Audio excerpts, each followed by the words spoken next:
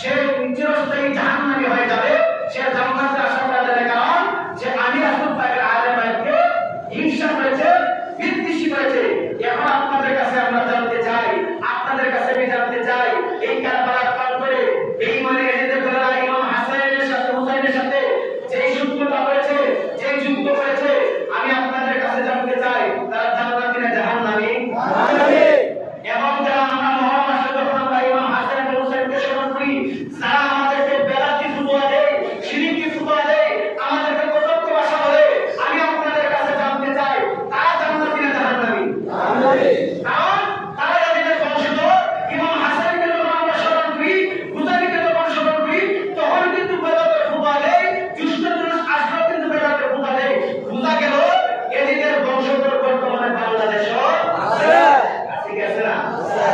বলে নবীরা হাতে বায়াতের উপর সেই বান্দার নাই মহাব্বত, নবীরা হাতে বায়াতের উপর সেই বান্দার নাই মহাব্বত, কাটা যাবের দুজকে কি নবীর শাফায়াত পাবে না, নবীর শাফায়াত। কথা বলুন ঠিক রে বন্ধুরে।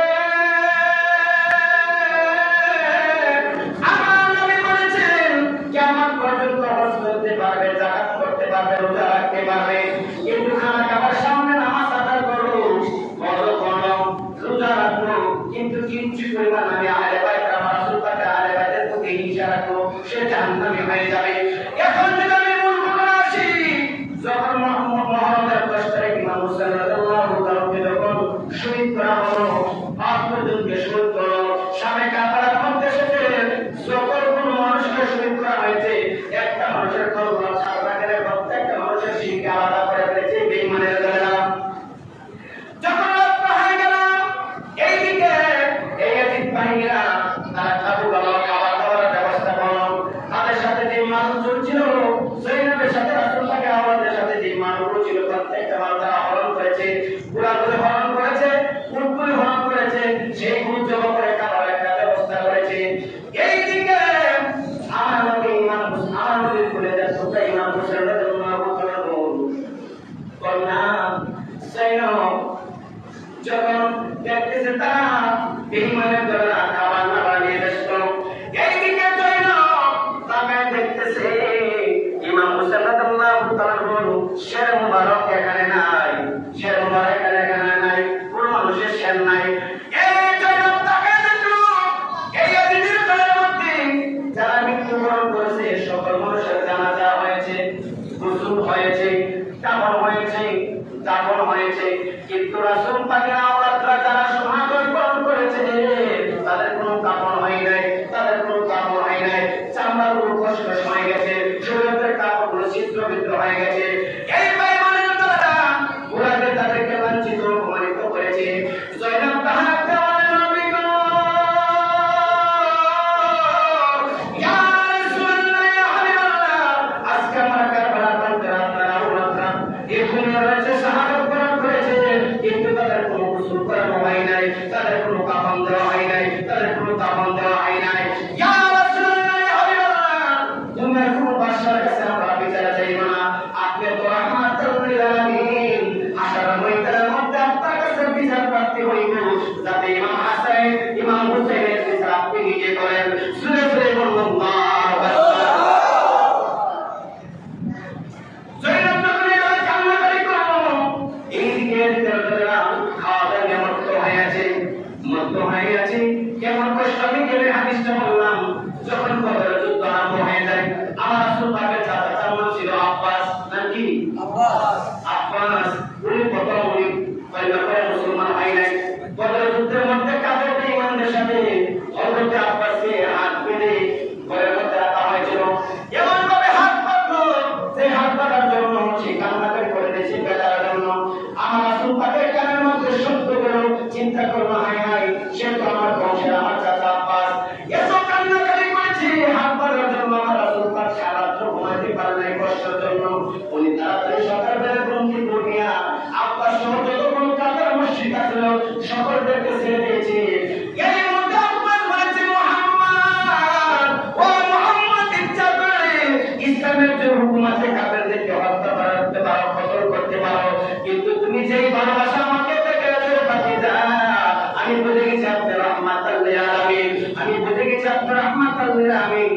আপনি আর দুই করেন না, এই মুহূর্তে আমাকে কলমা পড়ে মুসলমান বানিয়ে দাও।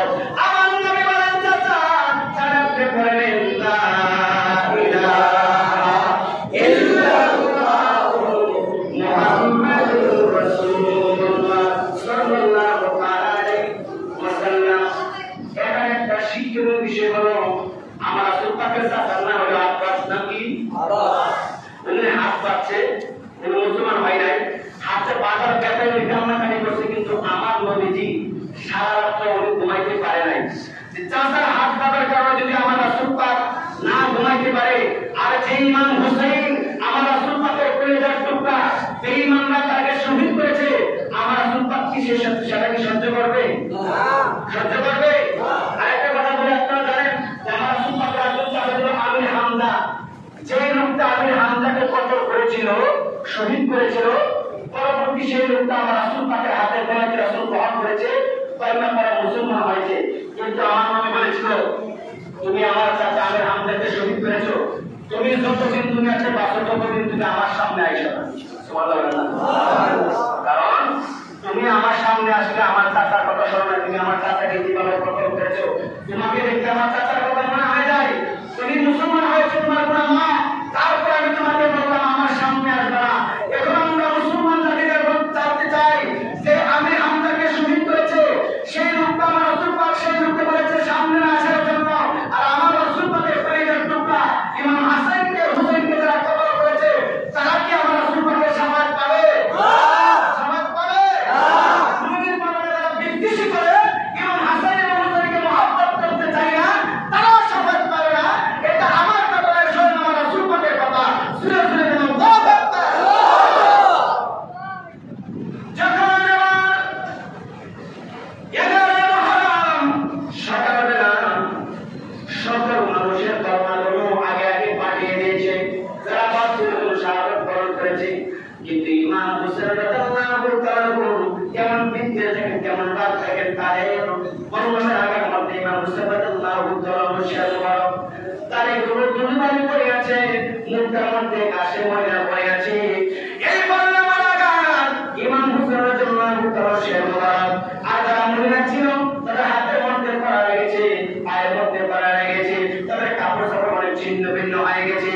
এই কাপড় পাইবেন না, এই নগরের মধ্যে বাজাতে ইমাম রাসূল পাকের আওলাদদেরকে বেজ্জতি করার জন্য বাজাতে নিয়ে যাইতেছে। আমার জন্য রাদিয়াল্লাহু তাআলা ওয়াজিদের বলে রে, ওয়াজিদের তোমরা তোমরা শুনে রাখো, যেই নবীর সুন্নাত তোমাদের মধ্যে দেখা যায়, যেই নবীর সুন্নাত তোমরা আঁকড়ে ধরেছো, তোমরা কোরআনে হাফেজ হইনা, আলেম হইনা, যে আওলাদের রাসূলের মুনাদের চেহারা আজ পর্যন্ত কোন দেখবে দূরের কথা ভালো মহিলা দেখতে পারে নাই। আজকে তোমরা আমাদেরকে বেজ্জতি করার জন্য বাজারে বাজারে ঘুরতেছো, আনন্দ করতেছো, তোমরা দূর ফিরে যাচ্ছো, তোমাকে আঘাত করতেছো, তোমরা বিভিন্ন আনন্দ করতেছো। তোমরা শুনে রাখো, আমার দেওয়ার মেঝে না আছে, তোমাদেরকে ক্ষমা করবে না। রওনা হয়ে গেল কুফা শহরে। কিছুক্ষণ যাওয়ার আগে একজন পাত্রীর সাথে সাক্ষাৎ, খ্রিস্টান আলেম আর কি, পাত্রীর সাথে সাক্ষাৎ হইল। এবার পাত্রী দেখতেছে সকল মানুষ দূর ফিরাইতেছে, বিভিন্ন ভাবে আনন্দ করতেছে, নাচানাচি করতেছে। ওই পাত্রী করতে গেতে দেখতেছে অনেক বড় লম্বা একটা, অনেক লম্বা একটা মিছিল। এবার পাত্রী জিজ্ঞাসা করেন, তোমরা কেটে আনন্দ করতেছো, এরা তো দূর ফিরেছে, নাচানাচি করতেছে, ব্যাপারটা কি? বলতে তুমি জানো না? বলতেছে না, আমি তো জানি না। আজকে কারবালার প্রান্তরে আওলাদের রাসূলের ইমাম হোসেনের সে আলাদা করে ফেলেছি, আমাদের সাথে যুদ্ধ করার জন্য এসেছে, কিন্তু আমরা সঠিক পথে আছি, আমরা হক পথে আছি। আজকে আমাদের বিজয় হয়েছে। এই যে বর্তমানে আগার মধ্যে তুমি তাকা দেখো, ইমাম হোসেনের সে দেখা যায়। ওই পার্টি তার দেওয়ালে বেঈমানের দলালি,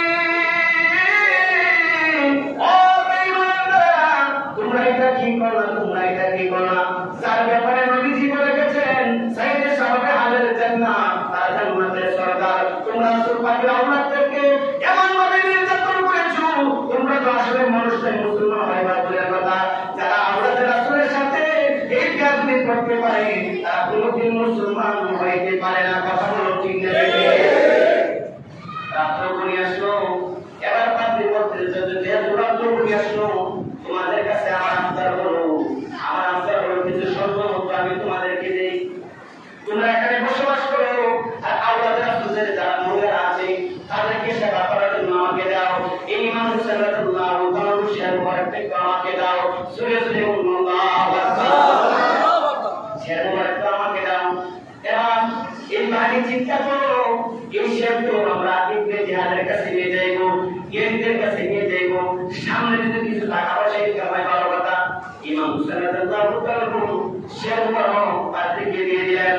এবার পাত্রী বললেন যে ইমাম হুসাইন যারা মহিলা আছে, বাচ্চারা আছে, তাদেরকে দামি আজকে রাতে তাদের একটু খেয়াল করবো। সুবহানাল্লাহ না সুবহানাল্লাহ। এই পাত্রী মুসলমান না খ্রিস্টান? মুসলমান না খ্রিস্টান?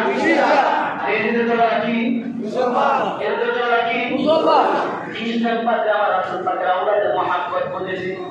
এবার ইমাম হুসাইন শামরান ঘরের মধ্যে ঢুকায়া সকল মহিলাদেরকে বলে আনলেন, আর বলতে তোমরা কি আমাদের রাসূল?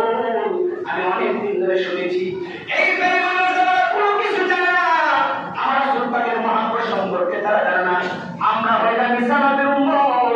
আজকে ঈসা নবী আলাইহিস সালাম যে কুরআনে যে গাদাতে চলাফেরা করতো, ওই গাদার পায়ের ধুলো আমরা এখন ইজ্জত করে চুমা খাই। কিন্তু যে আওলাদের রাসূলের জন্য तमाम জাহান পাগল, এই আওলাদের রাসূলের সাথে বেয়াদবি করেছে। তোমরা আজকে এখানে থাকবা, আমি সারা রাত আজকে আপনাদের খেদমত করব। সুরে সুরে বলুন আল্লাহু আকবার। জমিন পড়ে পানি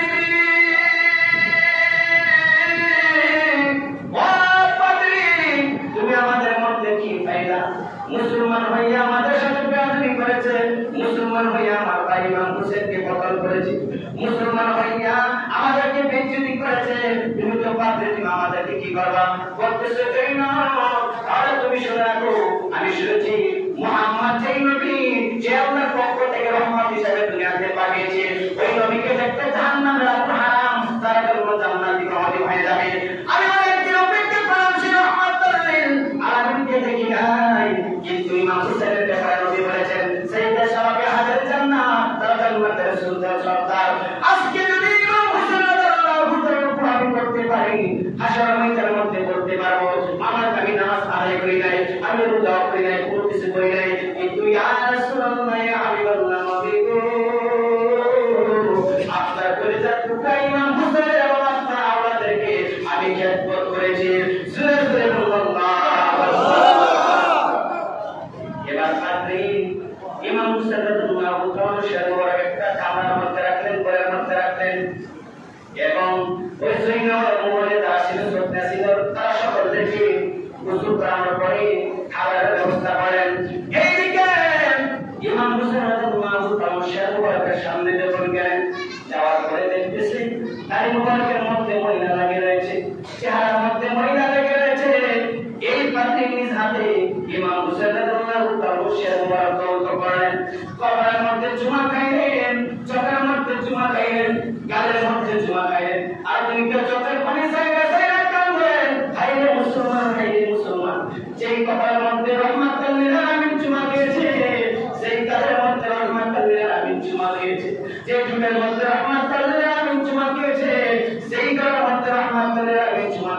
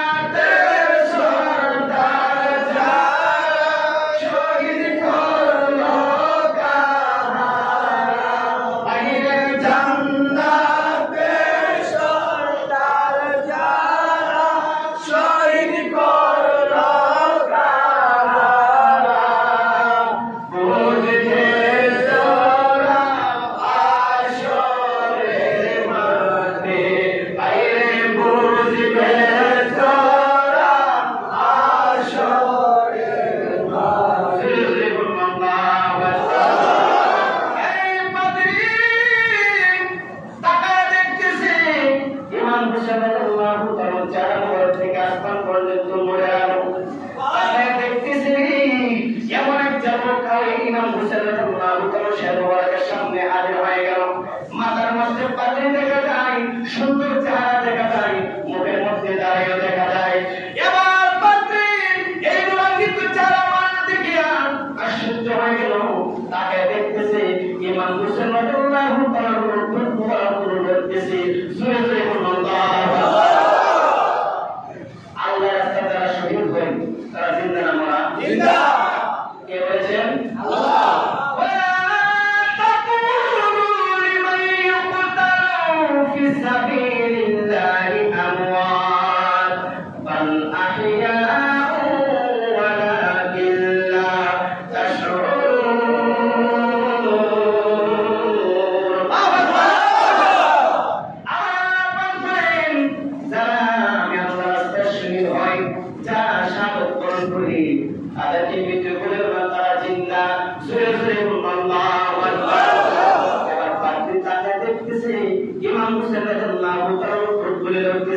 আর সামনে একজন সুন্দর মানুষ দাঁড়িয়ে আছে। ওই পাবলিক প্রশ্ন করলো, আপনার পরিচয় কি? আপনি কেন কান্নাকাটি করতেছেন? আপনার যারা খুব সুন্দর দেখা যায়, আপনার তারা খুব সুন্দর দেখা যায়, কিন্তু আপনি কেন কান্নাকাটি করতেছেন? ওই মানুষটা তার দেওয়ার পাত্রী, ও পাত্রী, তুমি আমাকে চিনতে পারো নাই। যার জন্য তুমি পাগল, যার জন্য আল্লাহ পাগল, যার জন্য কোন মানুষ পাগল, যাকে তুমি খেদমত করতেছো, যে হুসাইনের গোলামি তুমি করতেছো, যে হুসাইনের আওলাদকে গোলামি করতেছো, আমি অন্য কেউ নই, আমি হইলাম রাহমাতুল লিল আলামিন। এই কথা বলতে দেরি হয়েছে, বাপের